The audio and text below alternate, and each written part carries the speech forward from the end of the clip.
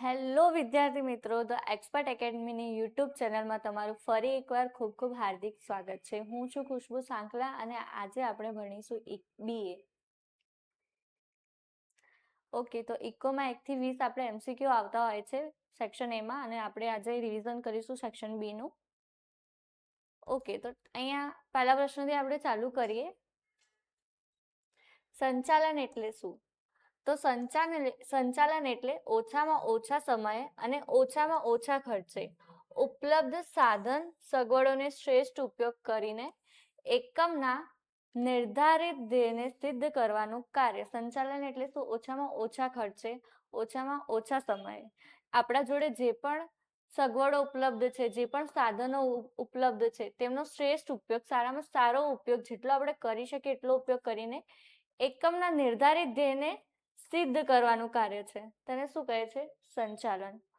22મો પ્રશ્ન, નીતિ એટલે શું? નીતિ એટલે આયોજનમાં નક્કી કરેલા ધ્યેયને પાર પાડવા માટે સંચાલકો જે નિર્ણય લે છે અને જે વ્યૂહરચના નક્કી કરે છે તેને શું કહે છે? નીતિ કહે છે. આયોજનમાં નક્કી કરેલા ધ્યેયને પાર પાડવા માટે, આયોજન સક્સેસફુલ થાય એની માટે તો શું કરીએ છીએ? નિર્ણયો લેતા હોઈએ છીએ અને વ્યૂહરચના નક્કી કરીએ છીએ. તેને શું કહે છે? નીતિ કહે છે. 23,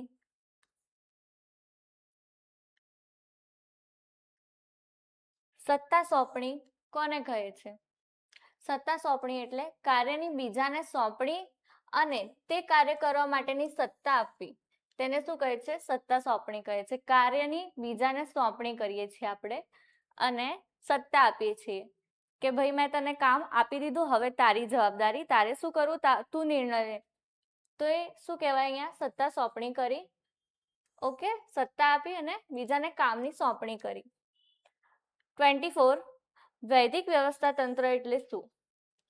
એકમના સંચાલકો નિર્ધારિત ધ્યેયની સિદ્ધિ માટે કાર્ય અને વ્યક્તિઓ વચ્ચેના સંબંધનું જે વિશિષ્ટ માળખું રચે છે તેને વૈદિક વ્યવસ્થા તંત્ર કહે છે. તો અહીંયા શું છે? એકમના સંચાલકો નિર્ધારિત ધ્યેય, જે ધ્યેય નિર્ધારિત કર્યો હોય ધ્યેય, એને સિદ્ધ કરવા માટે શું કરે છે? કાર્ય અને વ્યક્તિઓ વચ્ચેનો સંબંધ જે વિશિષ્ટ માળખું રચે છે તેને વૈદિક વ્યવસ્થા તંત્ર કહે છે. અહીંયા કાર્ય અને વ્યક્તિ વચ્ચેનો શું છે? સંબંધ છે જે વિશિષ્ટ માળખું રચે છે. કાર્ય આપણે આપ્યું વ્યક્તિને, તે સારી રીતે કાર્ય કરે છે કે નહીં, તેનું સંબંધ, એને શું કહે છે? વૈદિક વ્યવસ્થા તંત્ર. 25, પ્રતીક્ષા યાદી સમજાવો. ભૂતકાળમાં જાહેરાત આપીને ભરતી કરવામાં આવતી હોય છે. જે જાહેરાત આપી હોય એનાથી શું થાય? ભરતી કરવામાં આવે છે. ત્યારે જરૂર કરતા વધારે ઉમેદવારો પસંદ કરી નાખતા હોઈએ છીએ. ભરતી હોય ધારો કે 50 માણસોની, પરંતુ આપણે 60 માણસોની ભરતી કરી દીધી, પસંદગી કરી દીધી 60 માણસોની. તો અહીંયા શું થયું? જરૂરિયાત મુજબ ઉમેદવારોની ભરતી કરી, વધારા ઉમેદવારોની એક યાદી તૈયાર કરવામાં આવે છે. જરૂરિયાત કેટલાની હતી? 50ની, પરંતુ આપણે 60 પસંદ કર્યા છે. તો જે બીજા 10 છે એમને આપણે શું કરીશું? એની યાદી તૈયાર કરીશું, જેની પ્રતીક્ષા યાદી કહે છે. તો એ 10 શું કહેવાશે? વેઇટિંગમાં છે એમ કહી શકાશે. 26મો પ્રશ્ન, અભિપ્રેરણા એટલે શું? ઈચ્છિત કાર્ય સિદ્ધ કરવા પોતાના કે અન્ય પ્રેરણા આપીને પ્રક્રિયા એટલે અભિપ્રેરણા. ઈચ્છિત કાર્યને સિદ્ધ કરવા પોતાને કે અન્યને પ્રેરણા આપવાની પ્રક્રિયા. મેં તમને કામ આપી દીધું, હું તમને મોટિવેટ કરીશ, મોટિવેશન આપીશ, તો એ સિદ્ધ કરવા માટે હું તમને આગળ વધારીશ કે ના કરો, તમે સારું કરો છો, તો એને આપણે શું કહીશું? અભિપ્રેરણા. પ્રેરણા આપવાની પ્રક્રિયા એટલે શું? અભિપ્રેરણા. ઓકે, 27, કાયમી મૂડી એટલે શું? કાયમી મૂડી એટલે લાંબા ગાળાની મૂડી કે જે સામાન્ય રીતે 5 કે તેથી વધુ વર્ષ માટે ધંધામાં રોકાયેલી રહે છે. કાયમી મૂડી એટલે શું? લાંબા ગાળાની મૂડી જે સામાન્ય રીતે 5 વર્ષ કે તેથી વધુ સમયગાળા માટે ધંધામાં રોકાયેલી રહે છે. 28, મુંબઈ શેર બજારની સ્થાપના કયા વર્ષમાં થઈ હતી?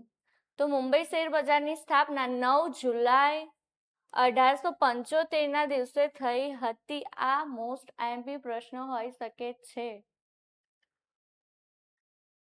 29 પ્રસિદ્ધિનો અર્થ આપો.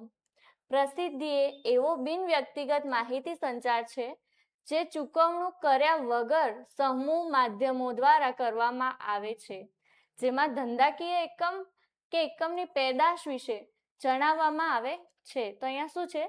પ્રસિદ્ધિ એટલે બિન વ્યક્તિગત માહિતી સંચાર જે ચૂકવણું કર્યા વગર સમૂહ માધ્યમો દ્વારા કરવામાં આવે છે અને જેમાં ધંધાકીય એકમો કે એકમોની પેદાશ વિશે જાણવામાં આવે છે. ઓકે, 30મો પ્રશ્ન. CERC નું પૂરું નામ. CERC નું પૂરું નામ શું છે? Consumer education and research centre. Consumer education and research centre. આપણે 10 પ્રશ્નોનો રિવિઝન તો કરી દીધો છે, હવે બીજા 10 પ્રશ્નોનો રિવિઝન કરીશું. 21 MBA નું વિસ્તૃત રૂપ આપો. MBA નું વિસ્તૃત રૂપ શું છે? Master of business administration. આ તમને યાદ હોવું જોઈએ, બહુ કોમન ક્વેશ્ચન છે કે MBA નું વિસ્તૃત રૂપ, એનું ફૂલ ફોર્મ શું છે? તો માસ્ટર ઓફ બિઝનેસ એડમિનિસ્ટ્રેશન. 22મો પ્રશ્ન. આયોજનમાં કયા કારણોસર અનિશ્ચિતતા ઉદ્ભવે છે? તો આયોજનના પાયામાં ધારણાઓ અને પૂર્વાનુમાન હોય છે જે ભવિષ્ય સાથે સંબંધ ધરાવે છે. આપણે કોઈ પણ આયોજન કરીએ છીએ, પ્લાનિંગ કરીએ છીએ, તો આપણે શું વિચારીએ છીએ કે આપણે આ કરીશું, તે કરીશું, ભવિષ્યનું વિચારતા હોઈએ છીએ. તો એનો શું? પૂર્વાનુમાન સાથે સંબંધ હોય છે અને ભવિષ્ય સાથે સંબંધ ધરાવે છે. પરંતુ ભાવિ અનિશ્ચિતતા છે જેના કારણે આવા પૂર્વાનુમાન પૂરેપૂરા સાચા પડતા નથી. આપણે ધારીએ તો છીએ કે આ કરીશું, તે કરીશું, પરંતુ તેનો સંબંધ કોની સાથે છે? ભવિષ્ય સાથે. તેથી તે અનુમાન સાચા પડે તેવું જરૂરી હોતું નથી. તો અહીંયા સાચા પડતા નથી પૂર્વાનુમાન પૂરેપૂરા. આમ આયોજન ભવિષ્ય સાથે સંબંધ હોવાથી તેમાં અનિશ્ચિતતા જોવા મળે છે. આયોજનનો સંબંધ કોના જોડે છે? ભવિષ્ય જોડે. તેથી અહીંયા શું છે કે અનિશ્ચિતતા આપણને જોવા મળતી હોય છે. ઉત્તરદાયિત્વ 23. ઉત્તરદાયિત્વ એટલે શું? તાબેદાર દ્વારા થયેલા કાર્યક્રમ ઉપરી અધિકારી જવાબદાર હોય છે અને તેને ઉત્તરદાયિત્વ કહે છે. અહીંયા જે તાબેદાર હોય છે તેના દ્વારા કાર્યક્રમ ઉપરી અધિકારી જવાબદાર હોય છે. તો અહીંયા શું? જે જવાબદાર હોય છે તેને શું કહેવાય? ઉત્તરદાયિત્વ કહેવાય છે. અને જે વ્યક્તિ એટલે કે તાબેદાર દ્વારા થયેલું હોય છે કાર્યક્રમ, એટલે એને શું આપવામાં આવી છે? ઉત્તરદાયિત્વ. એટલે એને શું કહેવાય? જવાબદારીનું સમાનાર્થી આપણે ઉત્તરદાયિત્વ સમજી શકાય અહીંયા. તો કાર્યક્રમ ઉપરી અધિકારી જવાબદાર હોય છે તો જેને ઉત્તરદાયિત્વ કહે છે. 24. કયા વ્યવસ્થા તંત્રને લશ્કરી વ્યવસ્થા તંત્ર કહે છે? તો રૈખિક વ્યવસ્થા તંત્રને લશ્કરી વ્યવસ્થા તંત્ર કહે છે. કેમ? કારણ કે રૈખિક વ્યવસ્થા તંત્ર અને લશ્કરી વ્યવસ્થા તંત્ર એક છે. તેમાં જુદા જુદા વ્યક્તિઓને જુદા જુદા વિભાગોમાં કાર્ય સોંપવામાં આવેલું હોય છે. 25મું. ભરતી માટે કારણો જણાવો. કર્મચારીની નિવૃત્તિ, મૃત્યુ, બઢતી, છૂટા કરવાથી, રાજીનામું આપવાથી, સ્ત્રી કર્મચારીના લગ્ન, નવો ધંધો સ્થાપવાથી, કાં તો નવી શાખા ખોલવાથી તેમજ ધંધાનો વિકાસ કરવાથી ભરતી કરવામાં આવે છે. ભરતી શું કામ થાય? તો કર્મચારી નિવૃત્ત થાય, કાં તો મૃત્યુ પામ્યું હોય, બઢતી થઈ હોય. એની બઢતી એટલે શું? કે એને જે હોદ્દો મળ્યો હોય એના કરતા એને ઊંચો બીજો હોદ્દો મળે, તેને બઢતી કહેવાય છે.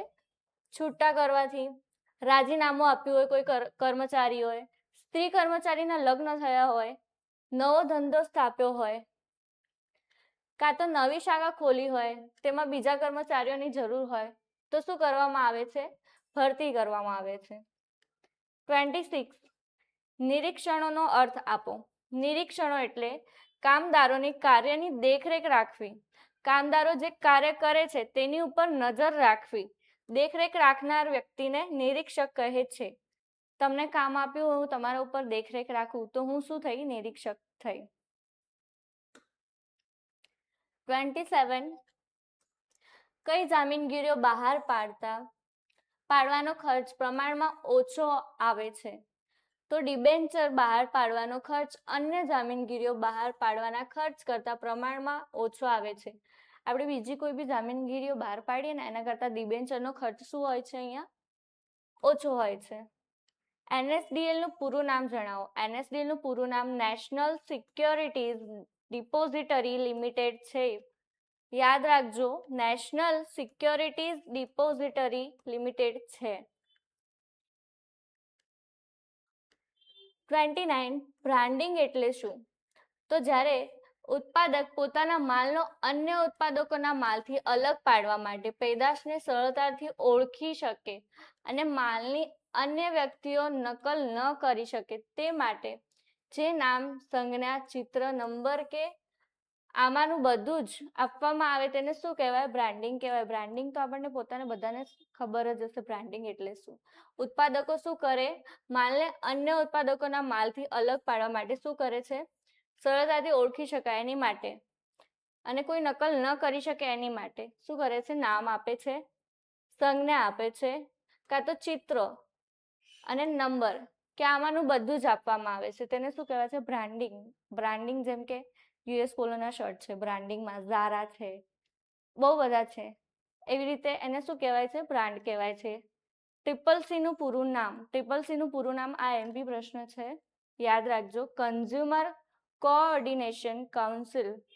CCC નું પૂરું નામ કન્ઝ્યુમર કોઓર્ડિનેશન કાઉન્સિલ.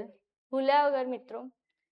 તો અહીંયા આપણે 20 પ્રશ્નોનું રિવિઝન કર્યું, તો આ ફરી એકવાર તમે 20 પ્રશ્નોનું રિવિઝન કરજો ભૂલ્યા વગર અને ઘરે પણ પ્રેક્ટિસ કરજો. 12મા ધોરણવાળા વિદ્યાર્થીઓને બોર્ડની એક્ઝામ આવી રહી છે નજીક.